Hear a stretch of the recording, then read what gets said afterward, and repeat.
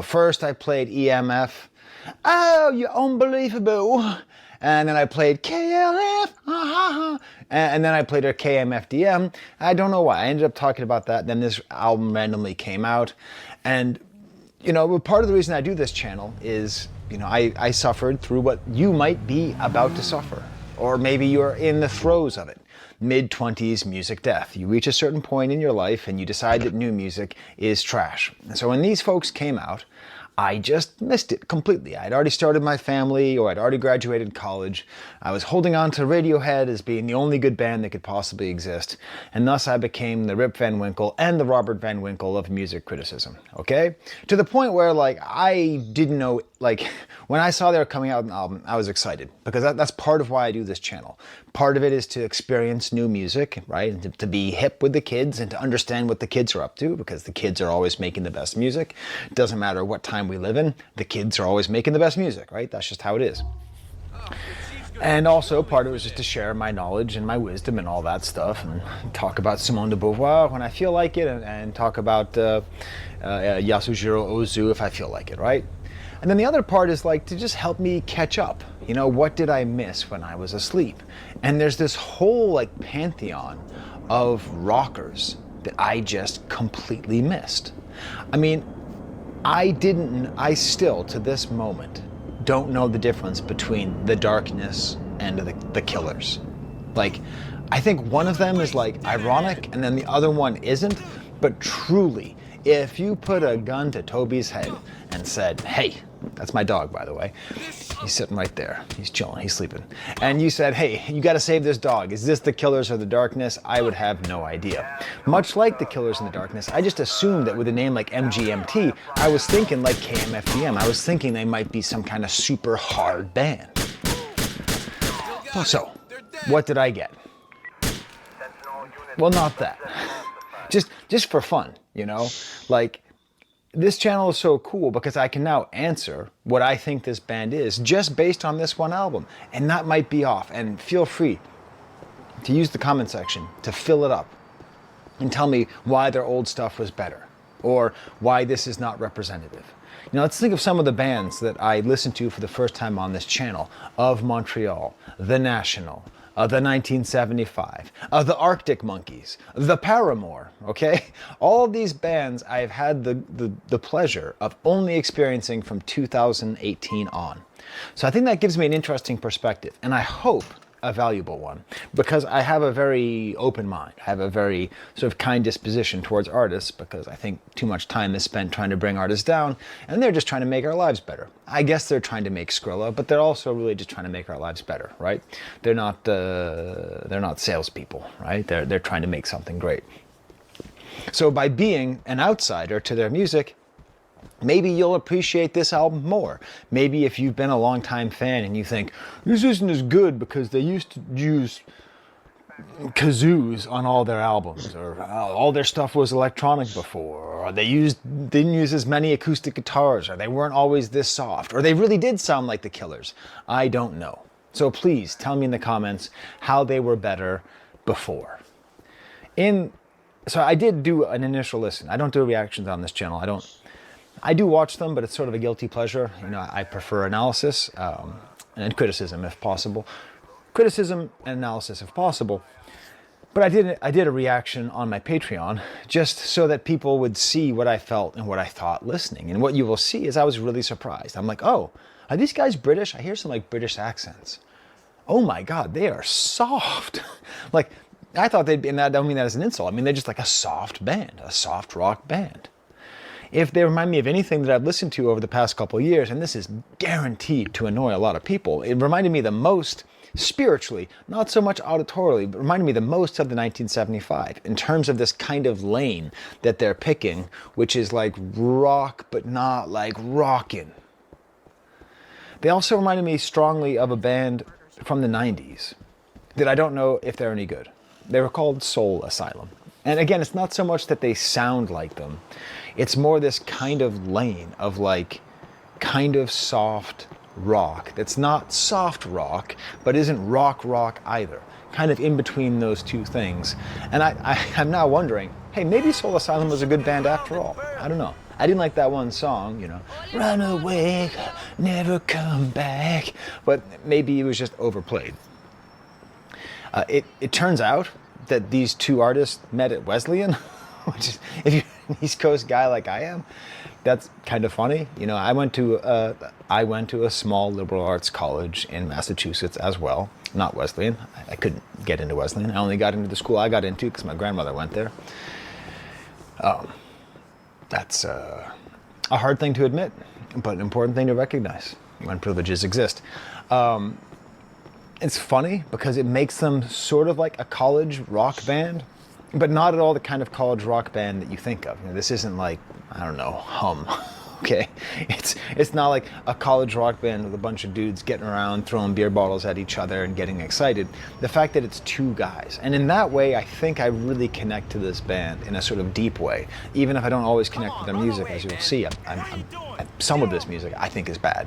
Sorry, some of it I just don't like, but most of it I do. We'll get there soon. But like, I feel the dorm room energy from this music, like two friends sitting around being like I think of my friend Blair, you know, who I learned a lot about music with. You know, we would just sit around and listen to the Beach Boys all the time, and like he introduced me to them, and we just listened to it, we just have these conversations. Well, what if I was a better musician, and what if he was a musician? What if that kind of idealistic, ambitious energy of being a kid who's lucky enough to be at a very good college, surrounded by friends, in a dorm room, what if you could like turn that into a band?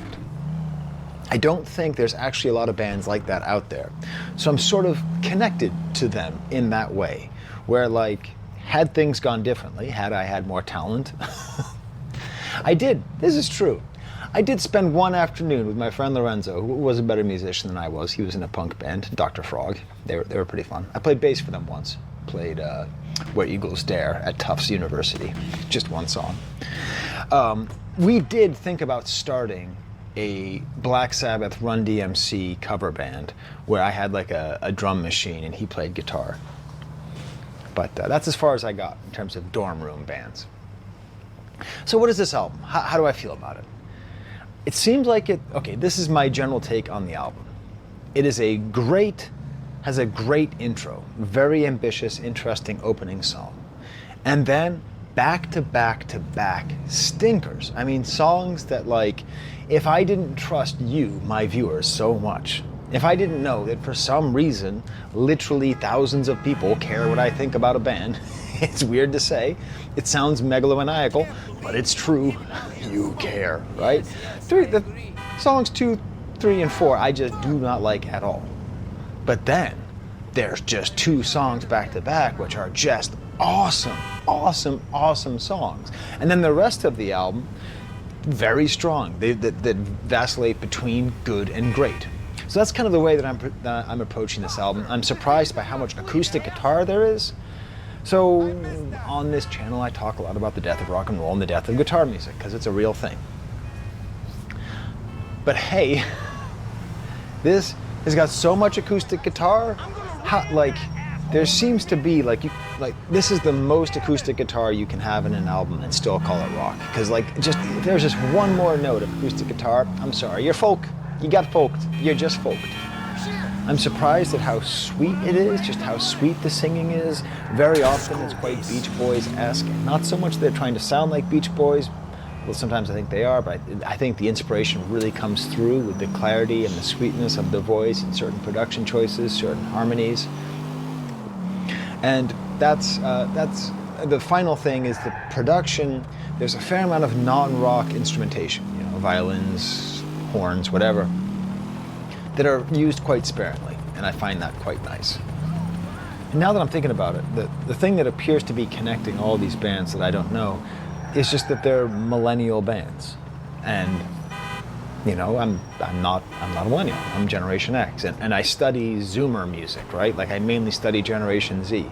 So there really is this whole kind of swath of music that just came right after me, that's basically scientifically created to be in my blind spot. So let's jump into the drive spot. I don't know, that might be. If this is your first time viewing me, because you're a big MGMT fan, Love the name, by the way. I love that. How many signs have you seen that say, sorry, MGMT? How many times have you seen the word management misspelled? And you're like, but you're the management. Like, you're getting paid an extra $2 an hour. You don't know how to spell it? If you like this video, you can put anywhere in the comments AVAA, and I will give you a heart on that. That means awesome video as always. Smash the like bucket like you like to do if you like this video. If you don't like this video, smash the dislike button. That's also cool. You know, if you really love that Christine and the Queen song, get ready to hate me, because I am gonna just all over that song. Oof, if I never have to hear that again. Okay, now before I go any further, one of my Patreons, Trevor Habig, I don't know how to pronounce his name, sort of said his thoughts, and I'm just going to use him as an example, the voice of the fans. So if you could just jump in and say anything to me right before somebody who for some reason you care what I think about this band, this is what he says. I really think this album is special. It has made me cry a lot in the last few days. MGMT have been in my life since their first album dropped. So yes, I'm sure there's bias here, but also the lyrics across the whole album honestly speak to me in this part of my life, now having spent a decent amount of time thinking, right? Side note, I love how much acoustic guitar is used on this album in comparison to their last ones. It is a side of their music I think is underutilized up until now, okay? Because it's always brought out so much feeling. So, he also gives me a couple of good tracks to listen to contextualize their past use of acoustic guitar. I'm not going to do it. So I'm going to assume that Trevor there, I don't know, never met him, don't know his name, don't even know his pronouns, so I might be using the wrong pronouns there, says how this connects to him into his part of life. And I definitely get that from the sense of this album. These guys are maybe, 10 years, 11 years younger than me, something like that. No, they can't be that much younger than me. 5, 6 years younger than me. And so they're sort of hitting that point of time. It feels like they just had kids. It felt like they might have had some parents die, or maybe some uncles or grandparents die. There's sort of a meditative edge to this, sort of what is life. I think that's the point of the opening track being called Loss of Life. So this is the great opening, Loss of Life Part 2. I didn't get it. I thought it was pretentious and annoying that they had the track called Loss of Life Part 2 to be the first track. Fortunately, I do get it. But you're going to have to wait till the end of the video when I talk about Loss of Life Part 1 to tell you why Loss of Life Part 2 had to be at the beginning. This is the same melody that will come back later, very kind of Beach Boys-y style melody, nice quiet tones on the synth, and then this voice just like talking with all these weird computery melodies. Apparently, this is the 6th century Welsh poem called the Taliesin. I don't know. Let me tell you what I find the most interesting about the Taliesin poetry. I looked up on Wikipedia an hour ago. I'm an expert on a lot of stuff that has to do with literature, okay? 6th century Welsh poetry is not in my wheelhouse, okay? So don't, however well you think Michael Jordan can play,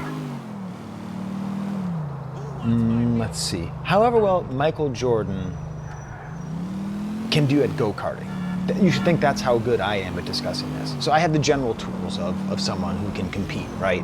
But I don't necessarily know everything about what I'm talking about here. Michael Jordan's a bad example because he's so competitive, he gets good at everything. And I take that personally.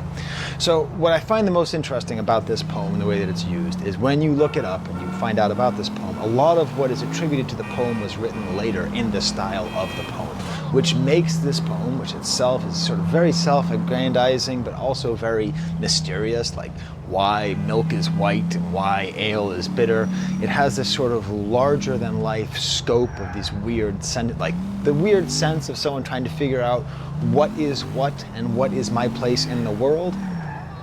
And because the Taliesin was not finished for 6 centuries, because a lot of what we consider to be the Taliesin came 6 centuries later, what does that mean?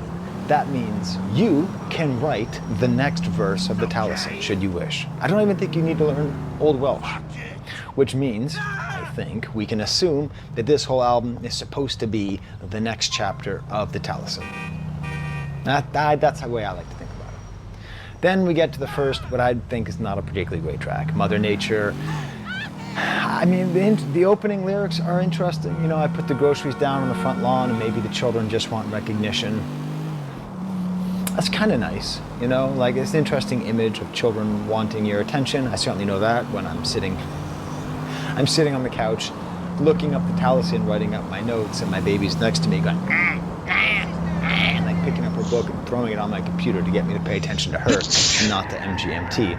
I guess, you know, I wrote like 3 times, different times listening to this album. Doesn't quite develop, doesn't really develop. Like you want proof? You want proof? These are my notes right here. I don't have the script, I have notes.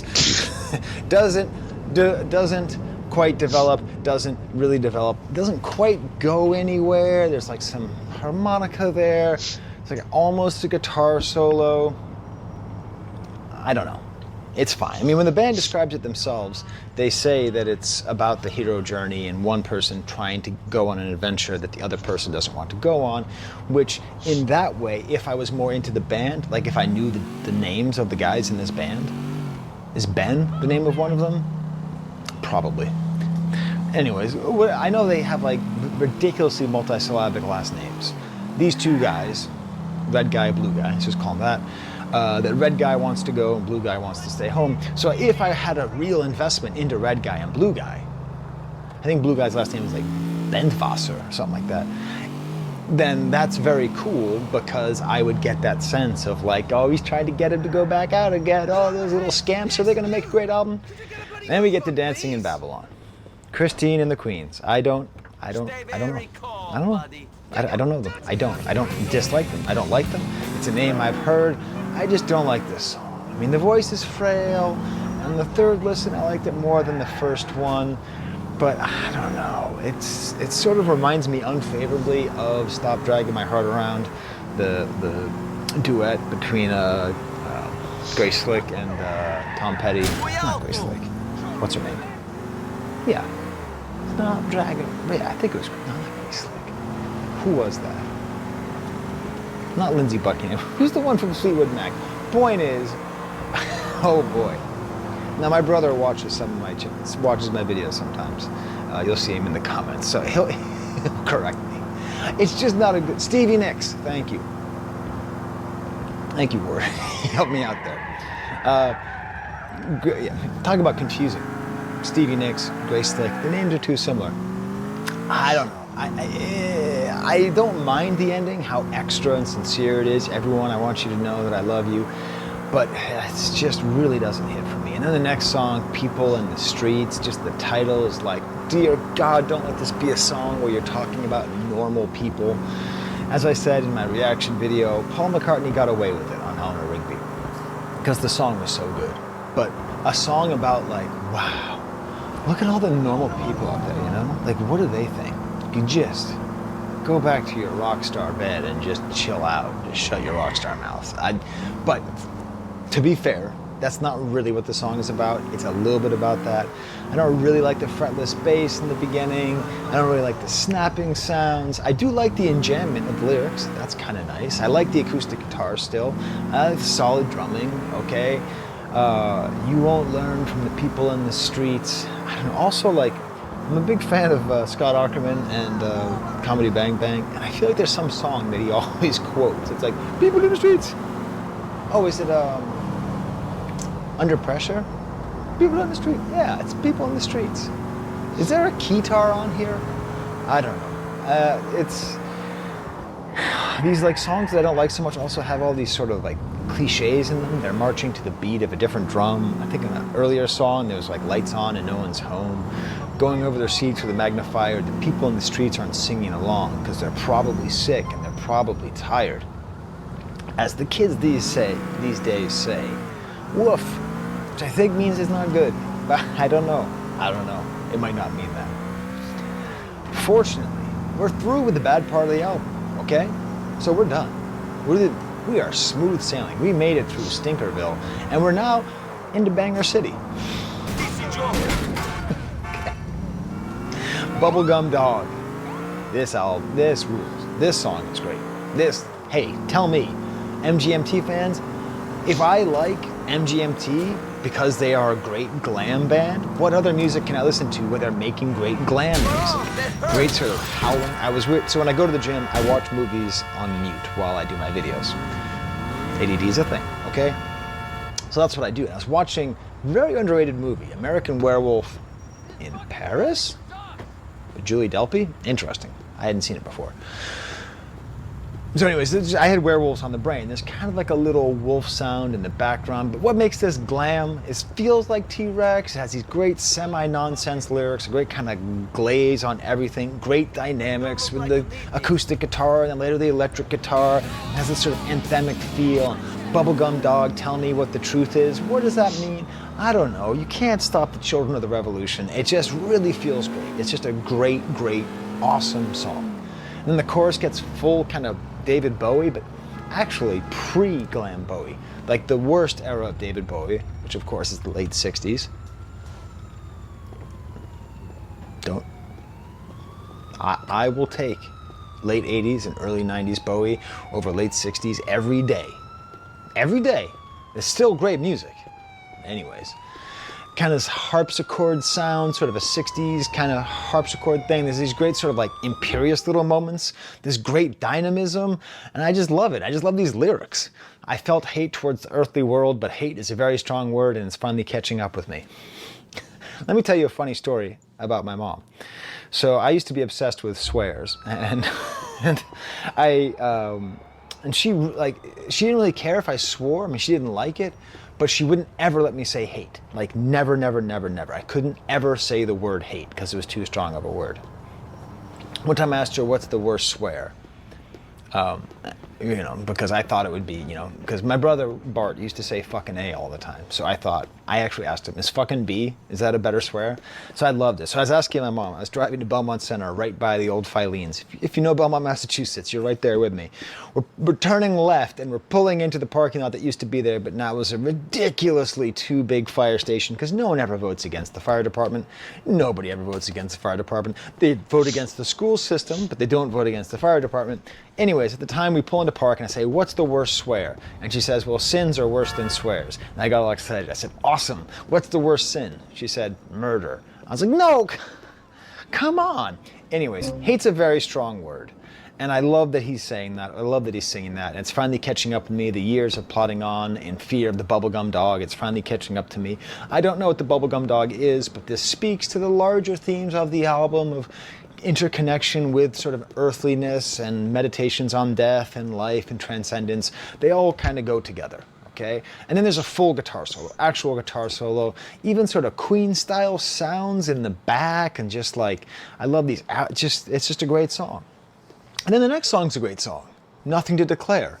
It's like, it seems like double acoustic guitars, kind of folky, some kind of Baroque harpsichord, a kind of electronic harpsichord here, and just these lyrics, nothing to declare, not in the bags under my eyes.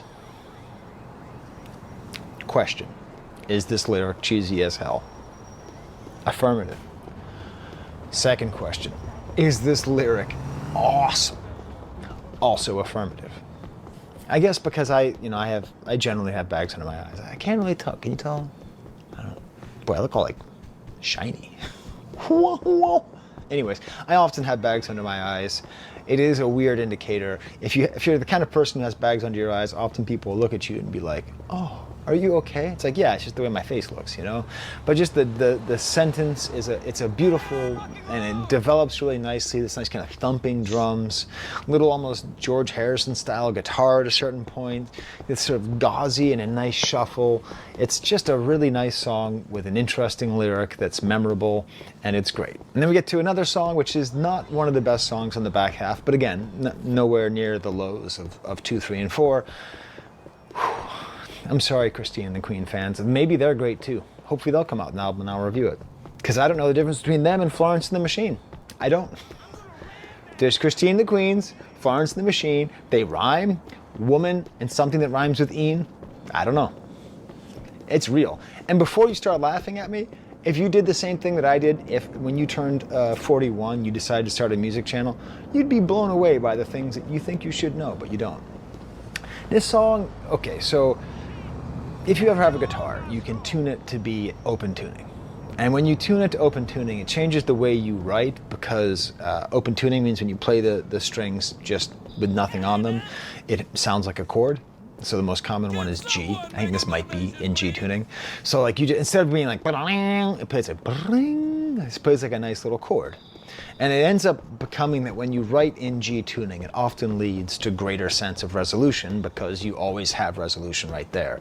So this feels to me like it might be a 12-string guitar, maybe not, but it definitely feels like it's in open tuning and just really, really, really just super resolving. But then they do a cool thing with these little lead lines that are slightly discordant, so that take you off that resolution. Maybe they were cognizant of the fact. Real nice. Hey, I remember you. You're the comrade guy. The guy with all the jokes. Oh, yeah. How time flies when you're having fun. Right. And you're definitely having a lot of fun. No doubt. Listen, dude, you want to make a quick buck? Come with me. I got something to show you. All right. We need a car or something. You are typical Liberty City asshole.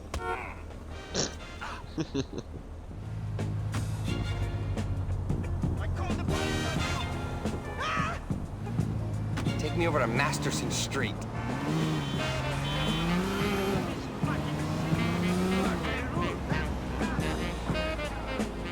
So what are you showing me? Dude, this is meant to be the biggest rock in the world. These guys are fucking scientists. Thing's meant to be bigger than my fist, bigger than a melon. Fucking genius. Gonna last me weeks. Sure it will. Bidding war was fierce, dude, like being on the trading floor. Yeah! Ha! Wait here while I make the deal, dude. Let's hope this thing isn't too heavy for me to carry by myself. Sick.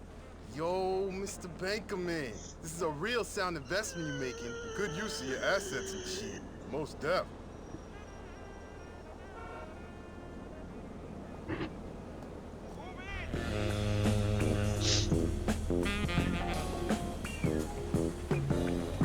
Dude, take me over to Wappinger and Hardin.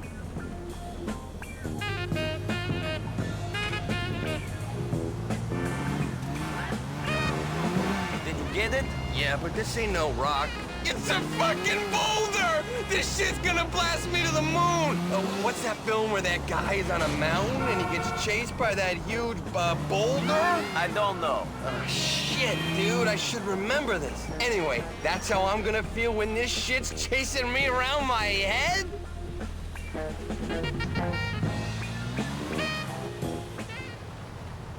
This happens every time I'm late.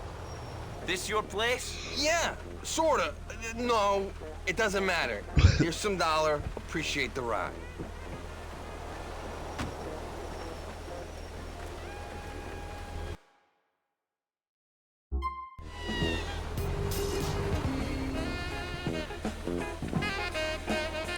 They didn't want it to sound like, I can't even think of a song that is overly resolute. Overly resolved? Just very kind of, it has a nice change there, these kind of faraway grinder sounds, like a Herb Alpert bridge with this little tiny electronic trumpet solo. And then it has a really unexpected full kind of glam outro with some la la la la la's. And then another great song, probably the second best track on the album, Frady's song. This one's co-produced by One-O Tricks Point Never, One-O for Tricks Point Never, whatever the hell his name is, Daniel LaPointe? Never? Daniel La something or other. This is just great. This nice kind of whistling and bike bells in the back over this acoustic guitar. Cousin, you really want to experience America, you must see a show here. How about it? All right, man. We go see something. I shall be with you in no more than 1 hour. We have a date. I am waiting for you. There's this sort of like really neat sounds all over the place, very gentle, great themes and feeling. It feels to me as though it's a song to his daughter. I don't know, but I assume that he named his daughter Euphrates after the river. Cradle of Life, right? And that's the nickname for Euphrates is Frady, but I don't know. It feels, this is where I said, well, this is sweet. It's sweet. This album's very, very sweet. Despite the fact it's called Loss of Life, it's very sweet. And it ends with sort of a nice tinkling, faraway sound. Next track is called I Wish I Was Joking, which is improper. Improper grammar, therefore it's a bad song. I wish I were joking. Listen, English speakers, we don't ever get to use the subjunctive, okay? Over in the French, they use it a lot. Ugh. Whatever. Como é que é essa música mesmo?